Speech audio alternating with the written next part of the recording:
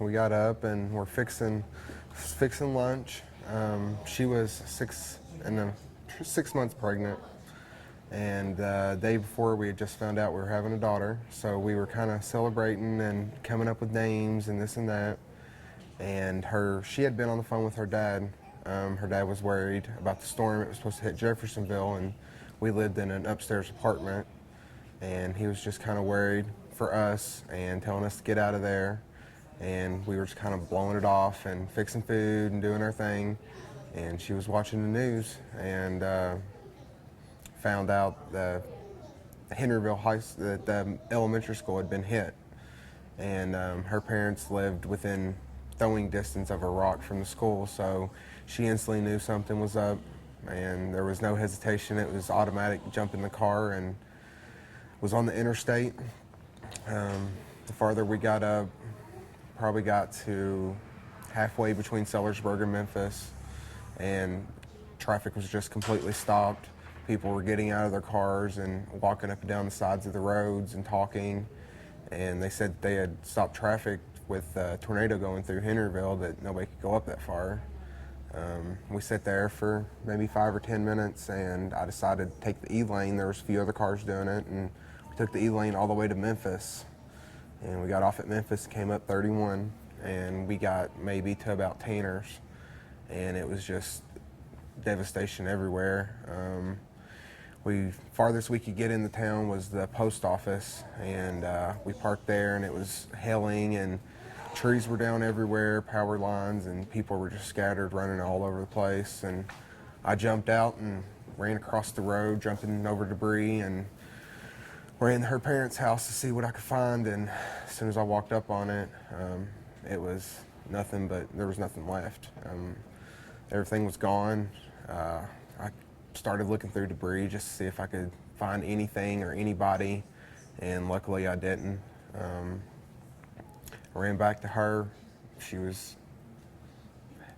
didn't even know what to think, and she was just asking if her parents' house was there, and I told her it was gone. There was nothing left, and she just kept on asking where were they, and told them I didn't see anybody, that didn't look like they were home, and she didn't know where else to do. I drove her to her cousin's house, was just up the road, and they were all there, and told her to just go with them, and I would do my best to try to figure out where they were at. And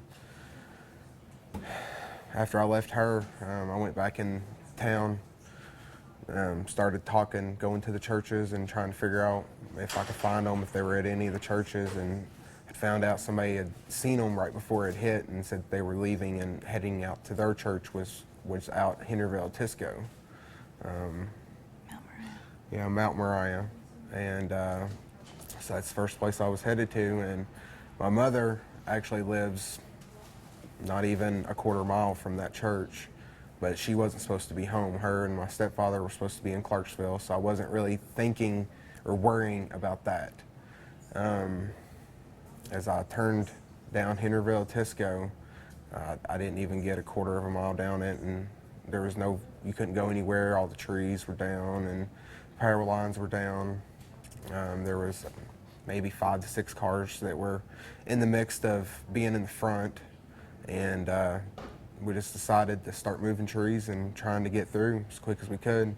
And we had a few chainsaws, and we would cut a tree and just scoot it out of the way enough to get the cars through. And we done that for probably 2 hours just to get in a 4 or 5 mile span. I mean, it took us hours, and the farther and farther along we got, it was just more and more devastation. Houses and trees everywhere. I got probably a quarter mile from the church and decided just to leave my car and finish walking the rest of the way because it was taking too long. So I ran up, and luckily whenever I popped over the hill to the church, I seen her parents standing out front, and ran up and made sure they were all okay and everybody was fine. And I just said, I'm going to walk down here and see if my mom's place, what it looks like. I said, they're not supposed to be home. And when I walked over the hill, there was absolutely nothing left. there used to be barns and cars and the trailer and everything, and it was totally scattered about. So I just kept on walking up. I seen a lot of EMT, emergency workers and stuff around. So just kept on walking up, and I seen my mom laying on the ground, and didn't even know what to think, and just walked up, and somebody seen me. It was my stepfather's brother. He said that they were both home. They were laying over there. Come talk to my mom. She was pretty bad shape. I walked up, and they had her wrapped up in a thermal blanket. They said that she was losing a lot of blood. She looked pretty bad. She had her arm was bleeding. I could see that there was a lot of damage to it. She said she was really cold. I mean, it was still raining. It was really, the ground was just freezing. I knelt down beside her, and it was all I could do just to keep from shaking. I could see that she was pretty out of it. It was hard for her to keep her eyes open and stay awake, and they were telling me just to keep on talking to her and keep her awake. And she didn't want to. I had to really coach her into staying awake and talking through it. We were waiting on a helicopter to airlift her out, and it was taking some time. We probably laid there on the ground for what felt like forever, but I mean, it was definitely a good hour. Kept her awake by telling her the name of the baby, which me and her hadn't even decided yet, but I decided it at that time. She seemed very happy, and it definitely, I think it lifted up her spirits a little bit to give her a little bit motivation. They airlifted her out and told her I'd see her at the hospital. My stepdad was laying feet from her. He was in a little bit better shape. He had actually been talking. He seemed not to be in really pain. They were gonna transport him by ambulance. By that time, they had pretty much got the road cleared out. There was a few ambulances and fire trucks coming down through there and more helpers. After she was gone, went back and checked on her parents and loaded them up, and finally got out back through town. Probably took 30-40 minutes just to get back out from everybody trying to get back in, and spent the night at the hospital. When I first walked into the hospital, they was already showing the wounds and stuff, and it looked pretty bad. It seemed like every inch of her body there was either a bruise or a cut or something. She seemed to be in pretty good spirits by that time, a lot better than she was laying on the ground. And we spent time in the hospital, and then days after that, we just started going up to the property and looking at it. I mean, the day after we went up there, and it was unbelievable seeing it in the daylight and being able to see it all. The town looked like it looked like a bomb had went off. Nothing was really recognizable. It just looked like it was a different place, like we'd never even been through there. I mean, Yeah. He about covered it. I was more worried for her with her being pregnant. She was a wreck. Not only had my family lost their house, but her family lost their house. They had to outrun the tornado. It was just everywhere we looked, there was something that had to have attention to. I mean, everybody had just lost everything they had ever owned. She still had belongings in the house. It was just, it's just stuff was lost everywhere. And not to mention, people were, it was just so unexpected. I never thought that whenever they said a tornado hit, that it would have been anything like it was. I expected maybe some minor damage, but not total devastation. And so in the days to come, you just slowly began to put the pieces back together. Yeah, it was difficult in the beginning. My mom and stepfather were both in the hospital. They were in the hospital for months and then went to rehab.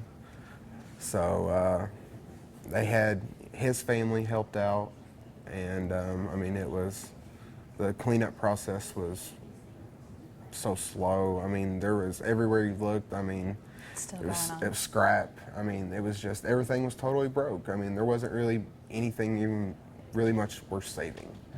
I mean, there was photos that were salvaged and some things like that, but I mean, most stuff was gone. I mean, there's things that you thought you would have found that were never even seen. I don't love storms anymore. I used to really like storms, and now if they say there's going to be a storm, I get very worried. Even if I know it's going to be mild, I don't like them anymore. Every time there's a tornado anywhere, I just get very, Yeah, very worried and pray that people are okay. Houses and homes and animals and cars are all okay. You have more of a respect for, the first responders, the volunteers. You kind of see what they have to deal with. I mean, the cleanup process, and along with trying to help the people that have lost everything, that may have lost loved ones. If it wasn't for them, most people wouldn't have any help. The day that they pulled up with pizza, I think we were so surprised. We had no idea anybody was going to do anything like that, let alone bring money and gift cards and storage containers and plastic bags. We had no idea any of that was going to happen. We thought we were just on our own.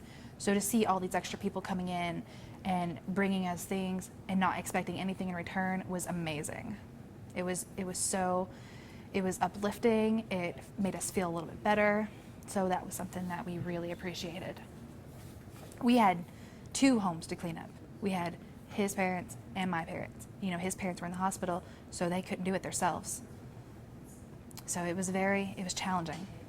So what has been all the outcome of this now that we're a little over a year past the tornado? Are they both in new houses now? My parents actually closed on their new house yesterday. They move on July 8th.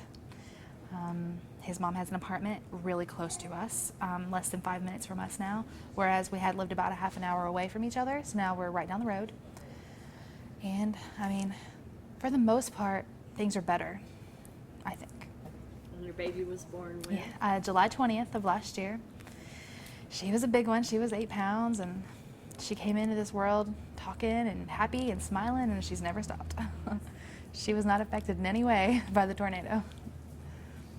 I think for the most part, I mean, it was, it hurt them and everything, but it brought everybody, I think, closer in some ways. It gave you, I feel like everybody kind of has a new outlook on life.